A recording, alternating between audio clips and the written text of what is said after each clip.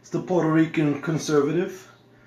Almost a week after the Stoneman Douglas High School shooting, I can honestly say that I've seen the whole incident evolve from an isolated situation in Parkland, Florida, where unfortunately 14 students and 3 staffs lost their lives, into a politically motivated organization weaponized to befit the leftist agenda.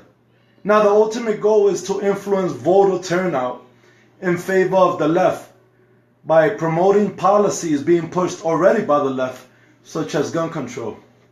Now, if you doubt the credibility of my claim, the face of Stoneman Douglas High School movement, Emma Gonzalez, and a few other students from Stoneman Douglas have already planned a march protesting and pushing for more gun control. This is scheduled for March 24th of 2018. No other topic is being covered in regards to the school, victims, school safety, bullying, or the inability of the Broward Sheriff's Department to properly train the 4 officers who stood outside for 5 minutes and let the kids get slaughtered for a massacre that only lasted a total of 7 minutes. None of that. All they basically want is gun control. Now, if you doubt anything I'm saying, when you get a chance, Google March for Our Lives, which is basically the name of the march. Secondly, as usual, I don't speak without proof. You guys already know this by now.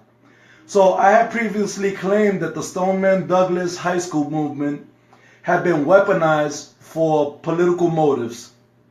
Now, the next question is, where's the proof?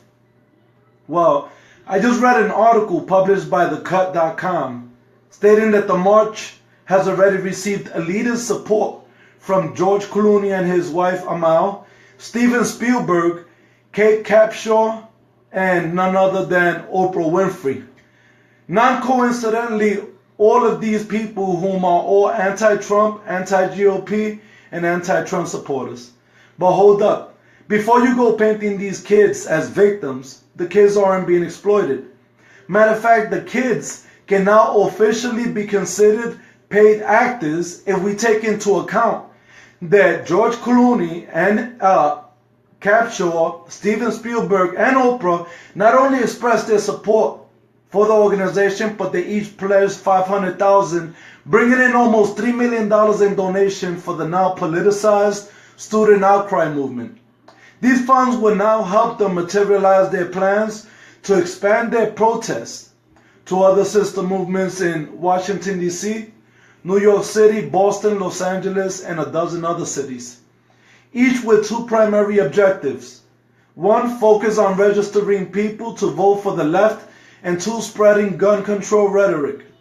Now, whether people do or don't see it as a threat today, once the left reaches their goal as far as numbers, and the midterm election hits, and you start seeing something that you've never ever seen before, such as groups of women fired up to vote against the GOP in the name of Women's March, groups of Islamists organizing to vote against the right to combat Islamophobia, groups of children born to illegal aliens organizing to vote against conservatives, and now groups of shooting victims to add to the stigma and further empower something that I've been trying for almost 1 year to warn everybody on the right about.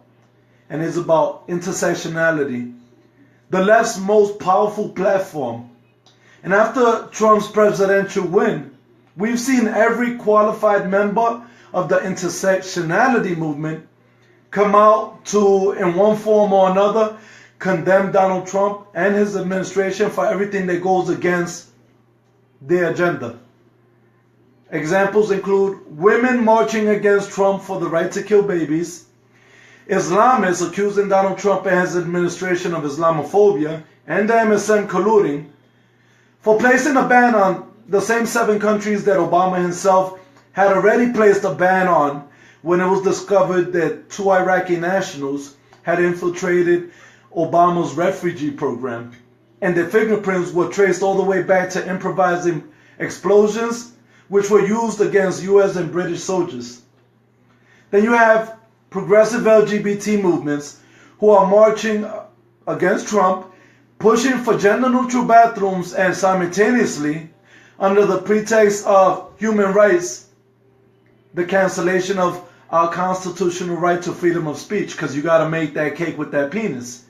Each one of these groups individually would pose no threat, but when consolidated under the intersectionality umbrella, it then becomes a very powerful and effective political weapon, one that can be easily tapped into.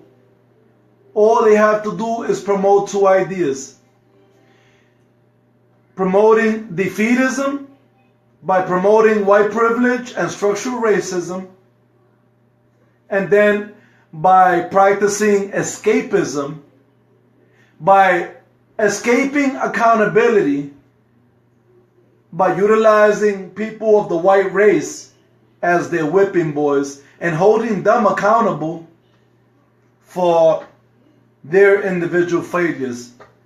And this is how intersectionality is weaponized, by finding a common ground of hatred and taking that common ground of hatred and then channeling that energy towards what it is that the left is defining as the embodiment of this hate movement. And this is in regards to the right. Because ultimately, since 2016, since Donald Trump started running for the presidential election, we've been stigmatized, we've been demonized.